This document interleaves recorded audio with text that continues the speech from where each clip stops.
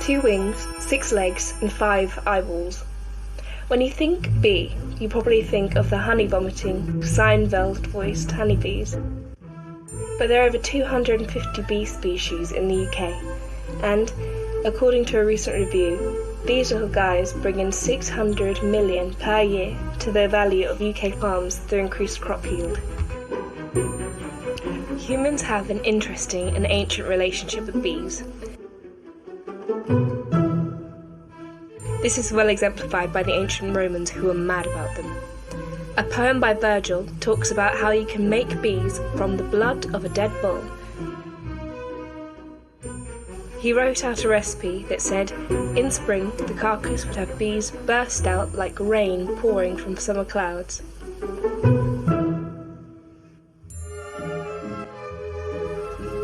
Honeybees were also seen to have symbolic meaning. Pliny the Elder said that when Plato, famous philosopher and wrestler, was an infant, a bee settled upon his lips, announcing thereby the sweetness of that pervasive eloquence for which he was so noted.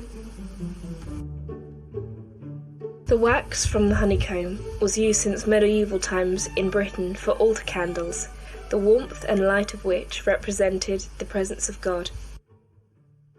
South American indigenous groups, such as the Mayans, believed that the stingless Melipona bees were linked to the spirit world.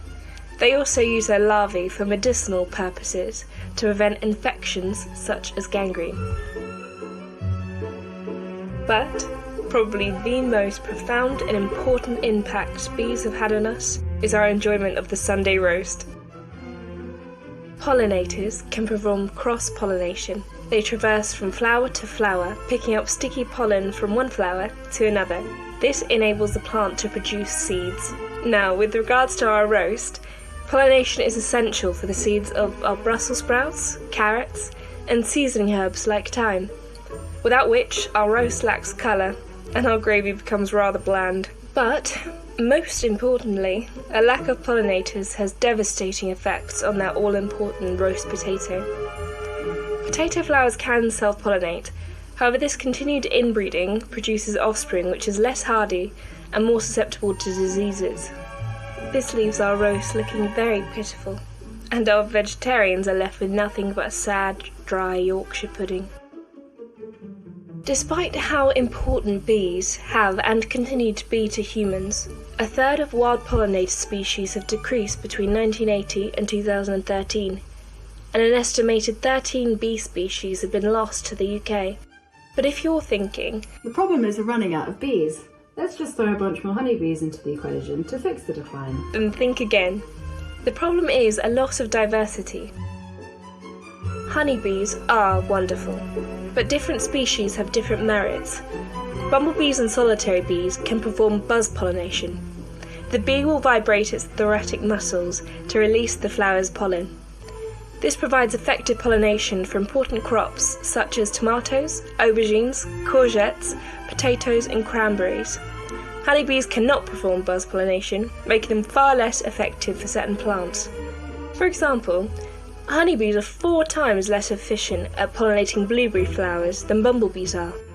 So, we know why bees are worth helping, but how can we help them?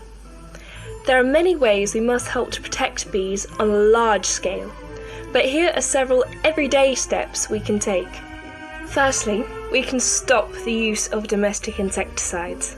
The use of artificial insecticides can harm and often kill not just the individual bee, but the whole hive by transmission of contaminated pollen or nectar. Instead, if pests are a problem in your garden, create habitats where their natural predators can thrive and deal with the problem for you. Consider letting parts of your garden grow wild.